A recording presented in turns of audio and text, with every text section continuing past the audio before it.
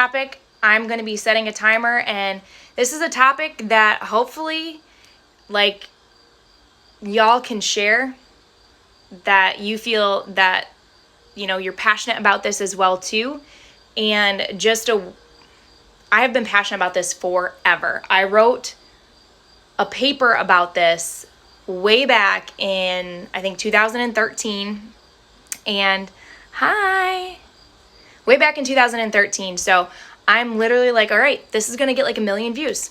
This is going to be it. Like, I just felt God calling me to speak on this now. So I'm going to speak on this now. So anyways, I called this How to Groom Our Generation for Success. And I want to talk about this because 2020 has just been a huge, crazy mess, right? Not that the world isn't fallen already, but it's been a huge, crazy mess, and there's so much division going on. And some of the videos that I've been seeing on social media and everything that goes on, like, you know how it goes. You go through and you're like, it's just heartbreaking. And, you know, it had me thinking, like, we didn't groom our generation for success. We have not groomed them up for success. And this whole cycle is continuously going on where children are raising children. We're dealing with a bunch of different things: suicide, abuse, debt, all this stuff that's going on in the world. And I feel that there is a way that we can come together to create something that could generate success for our future generations. So I'm going to talk about it here. Like I said, I wrote this paper. I'm setting a timer here. I wrote this paper in 2013, and I just want to talk to you guys about it. So first off, we know, you know, a school or a teacher, their role is to teach children the fundamentals and prepare them for the future. A parent's role is to teach values, life skills, to love, to care, and to pretty much develop that child to success. You know, raise them to their maximum potential. So if you can imagine, if we have both learning fundamentals with school and parenting, our children, our generation, should be pretty successful, right? They should be groomed for success for the future. But that's not the case. Totally not the case, right? It's not. And it is such a sad thing to say this, but it falls down to how we raise our children. A big thing is how we raise our children. And it's not saying that we're to blame, because it's been going on for, you know, it's been going on for generations, but it's continuously gotten worse. It hasn't gotten better. So it's the parents' education. It's also a different generation with how we've progressed with electronics, and we live in a fallen world. Well, first off, let me tell you, the third one, guess what? We might live in a fallen world, but Jesus, that's all I'm going to say about that. The end. This is done. Just kidding. It's really not. But anyways, I want to read you guys this. So this is one of the books I have read, Grooming Our Next Generation for Success by Danny Johnson. And I'm just a fraction into this. This is Tony Evans' Raising Kingdom Kids. And I want to read you this. It says, we're witnessing a generation of parentless people, either through neglect, abuse, or simple absence, who are becoming parents themselves. And so the cycle continues. 50% of all the children in America are being raised in single-parent homes.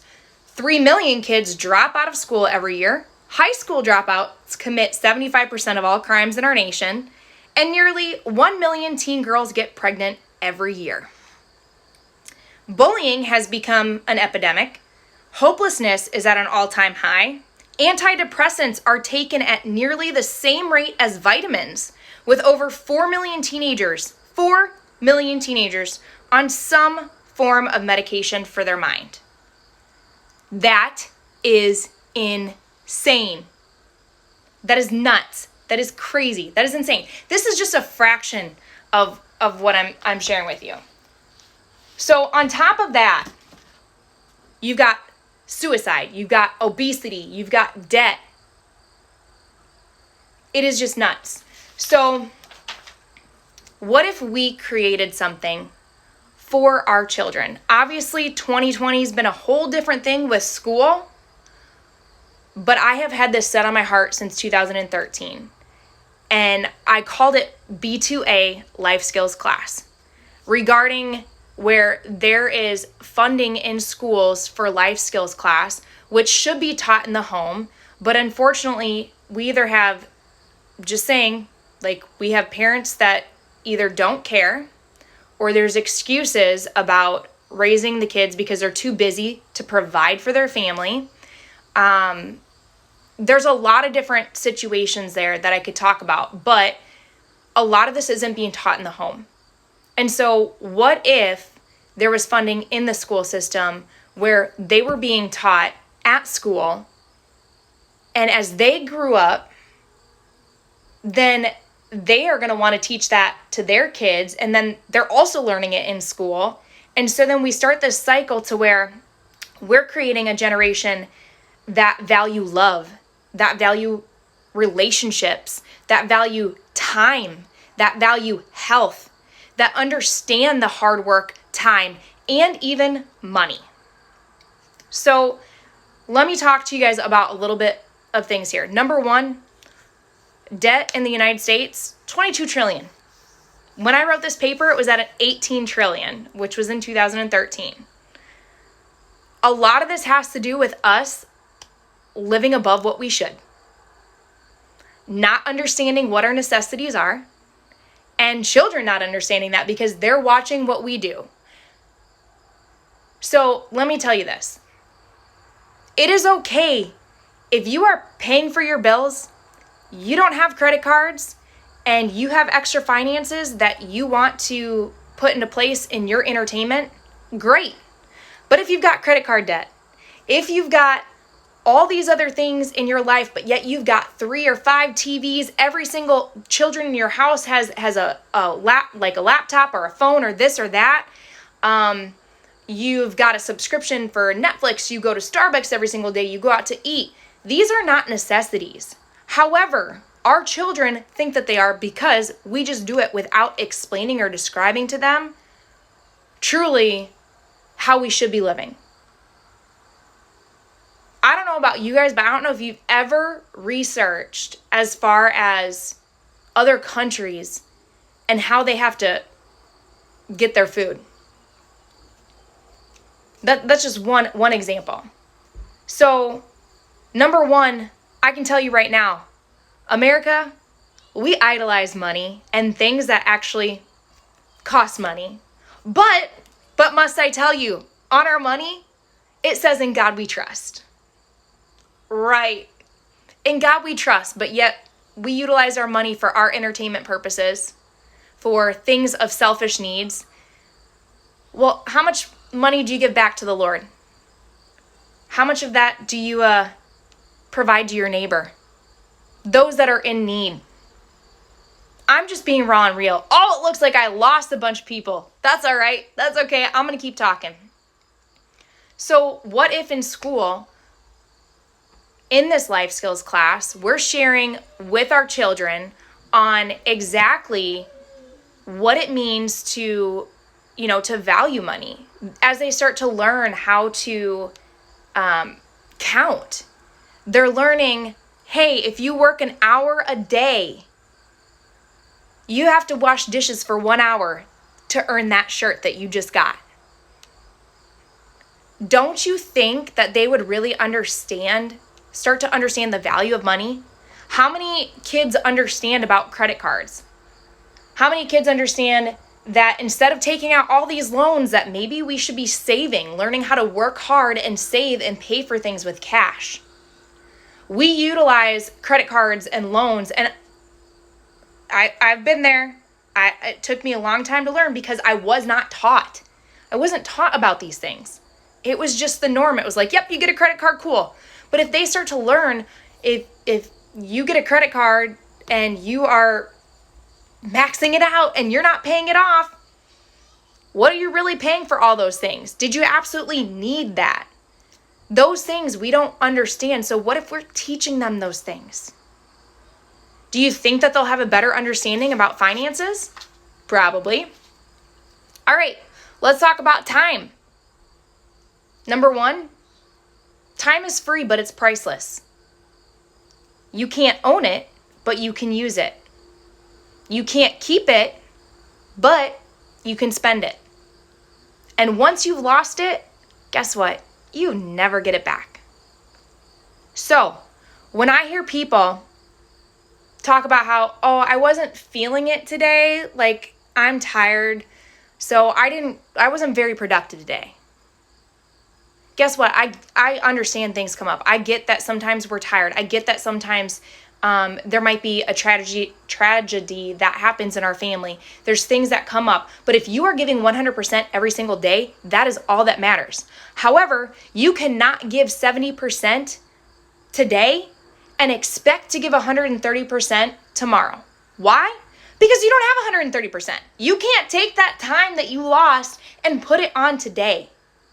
And I think right now in our society, in our generation, in what we're living, we're not growing our kids up to understand the value of time. They don't understand the value of time or hard work. It's like, cool, we're just going to live our life and this is how it's going to go and we're going to live it selfishly, and that's that.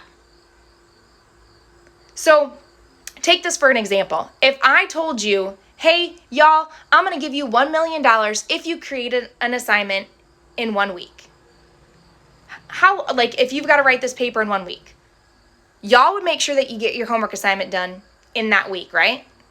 You'd be like, yeah, I'm getting that paper in. I want a chance at that $1 million. But if I told another group, you need to get it done in 2 days, or then I came back to you and said, hey, it's day 2. I pushed the date. Now you got to get it done today. How many of you guys would actually have the paper done? Probably not a lot. If I told you it took a week, but then all of a sudden on day 2, I'm like, just kidding, we're doing it in 2 days. But then this other group, I told them that they had 2 days to get it done. They would have gotten it done. Why? Pretty much the whole fact that we don't understand what we're truly capable of accomplishing, what we truly can do. That we all have 24 hours in a day. If we are extremely intentional about what we do in our day, you would be amazed at the things that you could do and accomplish. And I am thankful and blessed that personal development is what grew me to realize this. So what if in our school systems, instead of reading Harry Potter, instead of reading these novels and fiction and whatever stuff that kids can read, what if they were assigned books that are based on personal development? They're reading personal development books that are going to groom them up and grow them into leaders. Grow them into learning value and hard work.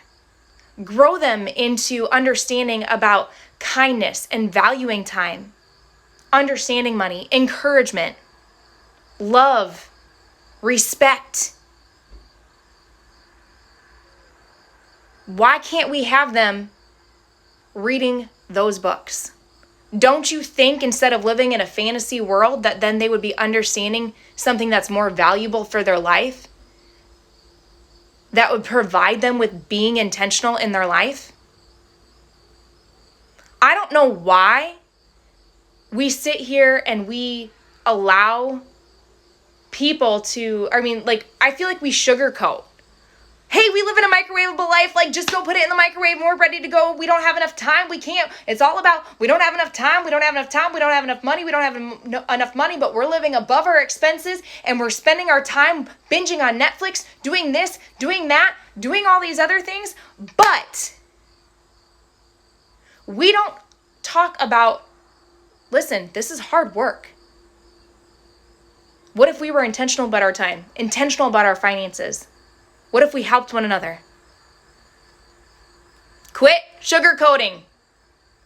Life is not easy. There's no easy way out. Get over it. And that's something that we should talk to our kids about. We think, oh, they work hard. Here, it's okay. When you get home from school, figure out what you're making for dinner. Everybody's on their own electronics. Everybody's eating at different times or whatever. We're all in separate rooms. And whatever you can make quick and easy. How many of you guys actually spend your dinner at the table without electronics, talking to one another, creating a meal together? Crazy, right? So what if they read personal development in school? Talking about making meals together. Health. Health is a huge thing today. You know, especially with this whole pandemic that's going on, we don't want to talk about being healthy. One person dies from heart disease every 36 seconds. What if we talked in our school systems about health, more about health, sharing about creating meals together, showing them how to prepare meals, how long it takes, so that they can also respect their parents and understand how hard we work as parents, because that's the whole love and respect. Kids want to feel loved, parents want to be respected, but it goes both ways, right? This whole cycle. We get irritated because they're not respecting us, and then they don't want to respect us because they don't feel like they're being loved. So what if we involve more of that in our school system? Suicide. Someone passes away, dies from suicide every 40 seconds. Why? Because people are looking for someone just to tell them that they are worth something, that they are loved, that they are treasured, because we're too busy tearing each other down instead of saying, hey, you know what? I may not see the same values as you do. Hey, I may not understand what you're going through. Hey, we may not see eye to eye, but let me pick you up instead of tearing you down. Instead, hey, kids, why don't you watch that show, that movie, listen to that music? And by the way, that's how you're going to treat one another. Yes, what kids listen to, what they see, is what's going to come out. So here they are, learning disrespect, learning how to bully, and all people want is to be loved. I'm going to get into my faith here, because you know what?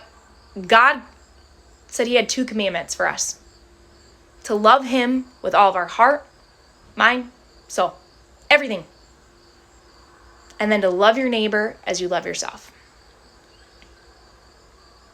Why is it that that's so difficult? Why? So, along with that whole, imagine them doing the personal development, learning about self-love, understanding like if something is going on in their life, that it is okay to talk. A lot of times people are like, you gotta be silent, stay silent. No. Doubt is, I think a lot of people think that doubt and questioning is something that can cut off faith, right? But it's not. It's being silent, not speaking. Talk to somebody. Marriage and the family. We just talked about how, in this book, talked about how teens getting pregnant. I wasn't told that I should wait for marriage. I wasn't spoken about anything. It was just the norm, right? Like, this is movies that we watched. Everybody was partying, people sleeping with one another. Like, that was the norm. What if in school, instead of I'm not sure what they teach in sex education class now, but what if they taught marriage and the family? What if they spoke more about the value of a relationship, the covenant of a relationship? Not what movies, again, here we go. Here's movies, here's music, here's this and that, talking about how to shake it, how to show everything that you've got going on. Oh, by the way, here, no. No, no, no, no, no. If we got more intentional about even, again, I'm very upfront with my kids about things. Why? Because if they're not going to hear it from me, they're going to find it on, well, they can't really find it on YouTube or this or that because I have stuff on lockdown. So, but most kids have access to learning anything. And if they don't hear it from you, if they don't hear it from an adult, from an authority figure, they're going to find it some way and they're going to make their way into that. So, if we taught them that, do you think that we could probably drop down kids having sex, kids becoming pregnant? Because abortion, I posted about abortion here, 74% of people that have abortion, it's just a traumatic or a dramatic experience in their life. They're not ready to give birth. And that's why they have an abortion. 73% talk about the finances. They can't afford it, so they have an abortion. 48%, they don't want to be a single parent. They're having relationship issues. They have an abortion. 38%, they don't want it to affect their body. They don't want to give birth. 38%. Very, very, very, very few abortions are for rape or incest. I'm going to tell you right now, I don't believe in abortion. That's my opinion or thought. But what if marriage and the family was taught in school? Lastly, there should be a class that educates parents on electronics. Parents understanding that if any kid has access to a phone and they can search whatever they want on social media, they can are like on Safari or they can watch YouTube, that they have been exposed to some sort of sexual content, that apps that you think are okay for your kids because they are kid gaming apps, including like, I don't know if you've heard of like Dragon City and stuff like that. Guess what? They can get in chats and alliances, and in those chats, guess what can happen? That's right, you guessed it. Sexual talk. There you go, they're being exposed. Something that parents may not even be aware about. I'm just saying. Parents, let me tell you this here. It is okay to say no. Guess what? You were not created a parent to be their best friend. I'm not saying that you shouldn't love them. You would actually love them if you decided to discipline them, talk to them, but with love and grace and understanding.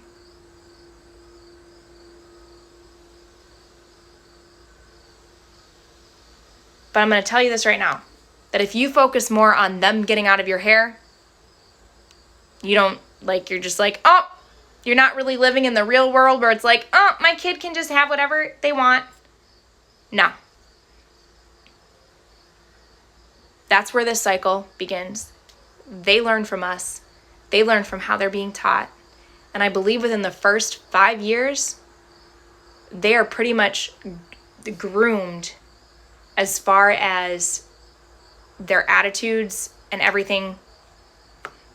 First 5 years. But what if once they get into school, there is that focus of life skills? Because if it's not being taught in the home, it should be taught somewhere. And then once they grow up, they're going to be in tune to teach their kids the same values that they've learned. And then it's also being taught in school. And then we create a different cycle of that generation than what we have going on now. So this was way longer than what I wanted it to be, but this is something that has been on my heart for a long time. I hope this caught your attention on some things, and if you thought it was valuable, please share it. I really do believe, and I will be taking this up with the school board for where I'm at, because I think that it's something that could create a whole different generation. So, lastly, the 2 books I talked about, Grooming Our Next Generation for Success by Dani Johnson. It's Dani Johnson. She's an amazing woman. Her whole backstory is insane. Just a wonderful, amazing woman of God. And then this one is, I have a couple other books, but I haven't read them yet. Just getting into this one, Dr. Tony Evans, Raising Kingdom Kids. So if that's something that you're like, you know what, I want to learn more, grab those books. But otherwise, I hope you guys have a blessed, wonderful night, and I will talk to you guys soon. God bless.